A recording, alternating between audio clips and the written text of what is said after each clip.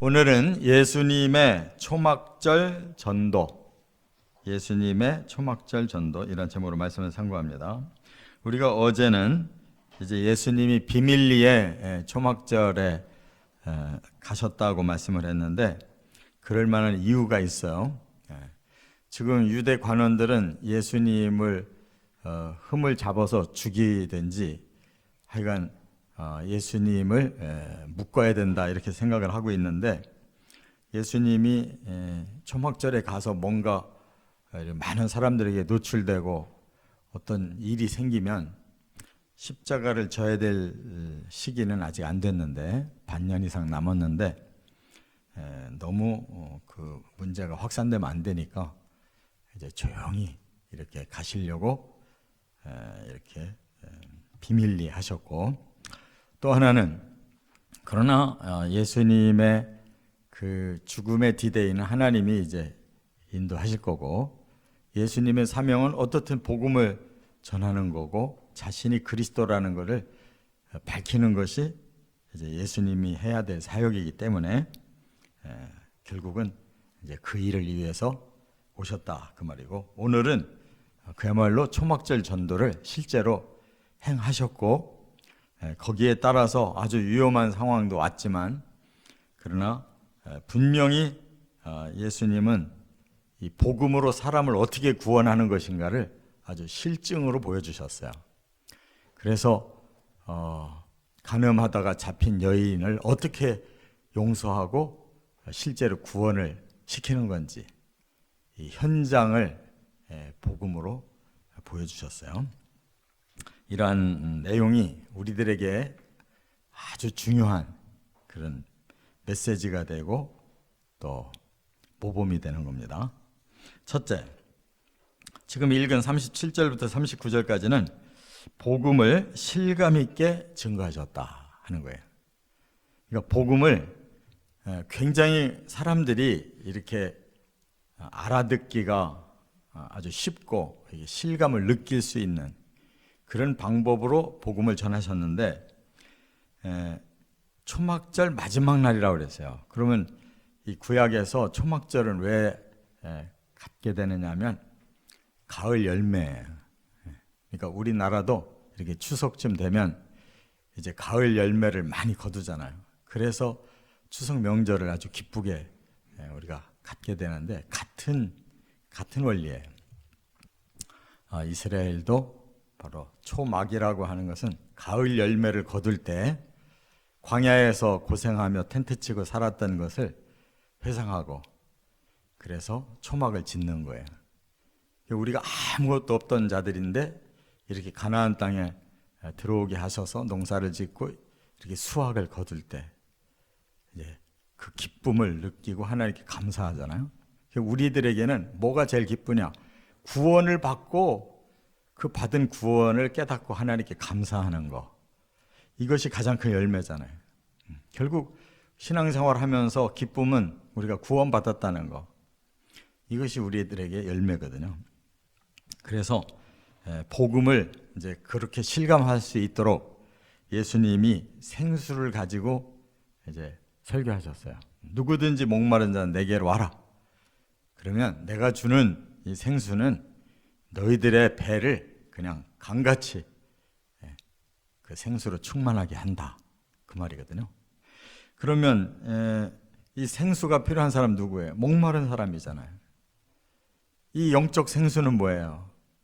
우리의 인생의 모든 삶이 정말 갈급하잖아요. 사람은 살아갈수록 정말 따급해요. 왜 이렇게 많은 문제들이 우리 앞에 산적해 있는지. 살아갈수록 어려워요. 조금 좋은 일이 생기는 듯하면 더 나쁜 일로 빠져들고, 이렇게 평생을 우리는 영적 갈급함 속에 사는데, 예수님이 주시는 생수를 마시면 오히려 다 해소될 뿐만 아니라 오히려 더 충만해진다. 생명이 더 충만해진다. 그게 과연 뭘까? 여기에서 그 뒤에 해석이 나왔잖아요. 39절에 이것은 믿는 자들이 받을 성령을 가리켜 말씀한 것이다. 그러나 아직 이 성령이 오지 않았다. 왜? 예수님이 십자가와 부활의 사역을 완수해야 그 후에 성령이 부어지는 거고, 그것이 이제 사람들에게 실제 복음의 열매가 되는 것이다, 그 말이에요. 성령까지 받아야 복음의 열매 맺는다는 거 깨달으시 바랍니다. 우리가 십자가 믿습니다, 부활 믿습니다, 우리의 그 의지적인 믿음만 가지고 되는 게 아니에요. 사람은 불완전한 존재고 사람의 의지도 미약하기 때문에 아무리 잘 믿으려고 해도 사람의 힘으로는 힘든 거예요.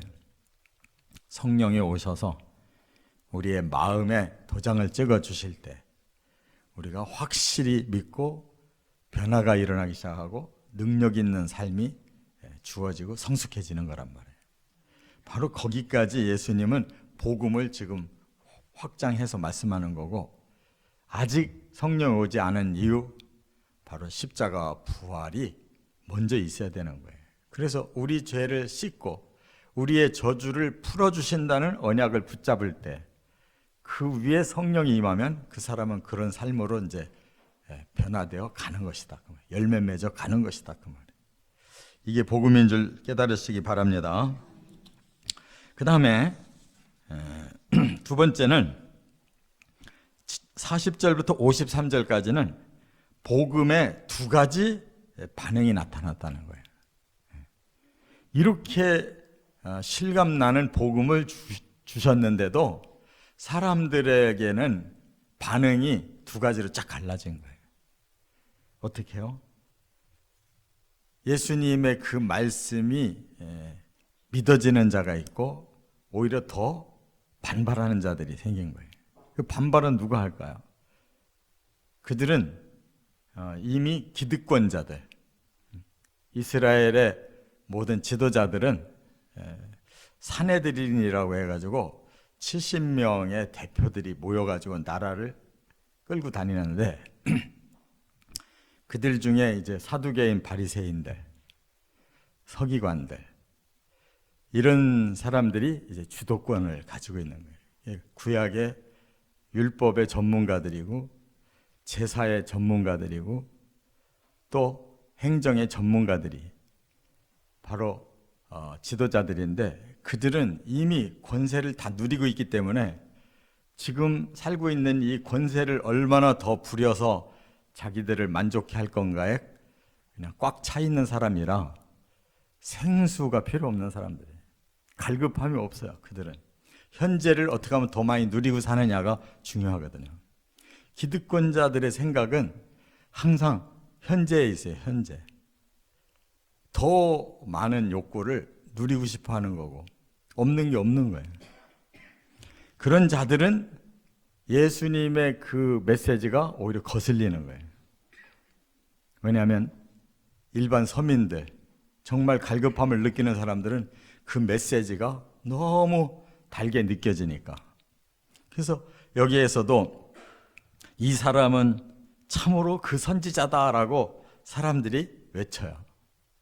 그 말은 뭐야? 우리가 기다리고 기다리던 모세가 내 뒤에 한 선지자가 또 올 거다. 너희는 그의 말을 들으라. 그랬는데 진짜로 구약 성경에 예언된 메시아가 이분인가 보다 하고 그들은 모세의 후임으로 온 메시아로 받아들인단 말이에요, 지금. 그런데 그들이 이렇게 복음을 받아들이면 받아들일수록 지도자들 어떻게 돼요? 더 강력하게 지금 박해를 하는 거예요. 그래서 부하들을 시켜서 예수 잡아와라. 그리고 자기들은 사내들인에서는 결의를 했대요. 어떤 결의 했겠어요? 잡아들이면 예수를 죽여야 된다 하는 거죠. 이제 몇 개월만 있으면 실제로 그 일이 벌어질 거예요. 말하자면 지금 가을인데 내년 봄 6월절에 실제로 그 일이 벌어져요. 그러나 예수님은 그 날까지는 하나님이 지켜주시고 또 더 많은 영혼들, 이분이 정말 참 선지자다라고 예수를 고백하고 구원받을 자들을 더 많이 확보하기 위해서 이렇게 위험을 무릅쓰고 하시는 거예요. 그랬더니 정말 어떤 결과가 나타났느냐? 군인들이 잡으러 왔는데 예수님의 설교를 듣고는 녹아버렸어요. 어떤 위대한 선지자가 온다 한들 저분만큼 하겠냐? 이렇게 마음이 비워진 사람들은 그 갈급함을 자기들이 깨닫고 바로 예수님이 주시는 그 강같이 흐르는 하나님의 복음, 성령을 받고 싶단 말이에요. 그래서 그들이 잡으러 왔다가 오히려 믿는 자가 돼버리니까 황당한 일이 일어나는 거죠. 그래가지고 이제 막 권세자들이 더 강하게 나가려고 하니까 그때 또 한 사람이 반기를 딱 들어요. 그게 누구냐? 디모데가 아니라 누구예요? 니고데모예요. 니고데모가 어디에 나오는 사람이에요? 요한복음 3장에 나오잖아요. 그는 70인 공회의 관원 중에 한 사람이에요. 바리새인이고. 그 70명의 공동체 중에 반기를 들었단 말이에요. 니고데모가. 아니, 율법에 써있기를 사람을 잡을 때 무조건 잡는 법이 있느냐. 뭔가 범죄 사실이 있다는 것을 확인하면 그거를 재판을 통해서 그걸 처리해 나가는 거지. 무조건 잡아서 죽이는 게 그게 율법이냐라고 따졌단 말이에요. 그 니고데모가 처음에 예수 만날 때는 자기의 그 위신 때문에 숨어서 밤중에 예수님 찾아 나와가지고 거듭남의 그 교훈을 들었잖아요. 그때 어떻게 어머니가 2번 아기를 낳냐 이렇게 무식하게 말했던 사람인데 예수님이 영적으로 거듭나야 된다라는 것을 말씀을 해주셨거든요. 이제 거의 3년이 지나가는 이 상황에서 그의 마음에 겉은 바리새인이고 관원이지만 속은 예수님의 복음으로 점점 꽉 차 오른 거죠. 그러니까 그 70인 앞에서 반기를 들고 예수 지금 이렇게 잡으면 안 된다. 그런 사람이 있으니까 연장된 거란 말이에요. 할렐루야. 그러니까 이 세상에서 정말 세속화된 사람들 속에서도 숨은 신자가 있는 거예요. 결정적일 때 자기 몸 아끼지 않고 드러낼 자가 있는 거예요. 그래서 또 한 사람이 나중에 예수님의 무덤을 자기가 제공하잖아요. 이렇게 니고데모도 그렇고 이러한 숨어있는 제자들이 결정적일 때 자기 몸을 던진다 그 말이에요. 이게 바로 복음의 능력이고 또 복음의 이러한 결정적인 그런 사건이 바로 우리에게 실감나게 복음을 전할 때 그것이 들어오는 거예요. 어떻든 전해야 뭐 반기를 들든 받아들이든 둘 중에 하나 반응이 와야 되지 않냐 그거예요. 끝으로 세 번째 8장으로 넘어가니까 1절부터 11절까지 어떤 일이 일어나요? 복음의 열매를 확인시켜 주셨다는 거예요. 앞에서 말씀한 그 복음의 원리가 실현돼 버렸어요. 어떻게? 바리새인들이 예수를 이제 강압적으로 잡기가 힘들으니까 어떻게 잡으려고 그래요? 간접적인 방법으로 예수를 올가매서 잡으려고 그랬어요. 그게 뭐냐? 간음 중에 한 여자를 붙잡아가지고 예수님께 끌고 와서 자, 이 여자를 어떻게 처리하면 좋겠냐라고 물어보는 거예요. 그러면 자기들의 법으로 말하면 어떻게 처리할 것도 없는 거예요. 그거는 간음 중에 잡혔다. 그냥 그 즉시로 돌로 던져서 죽이는 것이 그게 율법이란 말이에요. 그 범죄의 현장에서는 그 돌로 쳐서 죽이라고 율법에 말씀했거든요. 그런데 과연 예수가 그렇게 하겠냐 이거예요. 왜냐하면 지금까지 메시지가 그게 아니거든요. 하나님 사랑하고 이웃을 사랑해야 된다. 용서해야 된다. 이랬거든요. 그러니까 예수님이 그렇게 말을 한다면 너는 율법을 부인하는 자다. 율법을 불순종하는 자다 하고 잡아넣을 수가 있는 거란 말이에요. 예수님이 이래도 저래도 옴삭달싹 못하게끔 그 현장을 만들려고 했는데 오히려 예수님이 대반격을 일으키죠. 어떻게? 죄 없는 자가 먼저 돌로 쳐라. 그러니까 이건 율법의 상황으로 끌고 가려고 그랬는데 양심에다가 호소를 한 거예요. 죄 없는 사람이 먼저 쳐. 그러니까 다 죄의식이 있는 거니까 못한 거지. 슬금슬금 다 빠져나갔단 말이에요. 그때 예수님이 그 여인에게 너를 정죄하는 자들이 있느냐? 다 도망가 없는 거예요. 결국 뭐냐? 복음은 뭐냐? 정죄하는 것이 아니다. 사람은 정죄하면 안 된다. 왜? 너도 나도 죄인인데 서로 정죄하면 서로 다 죽이는 거예요. 바리새인들이 율법 가지고 사람을 죽이지만 결국 그 율법은 그들도 거기에 걸려서 죽는 거란 말이에요.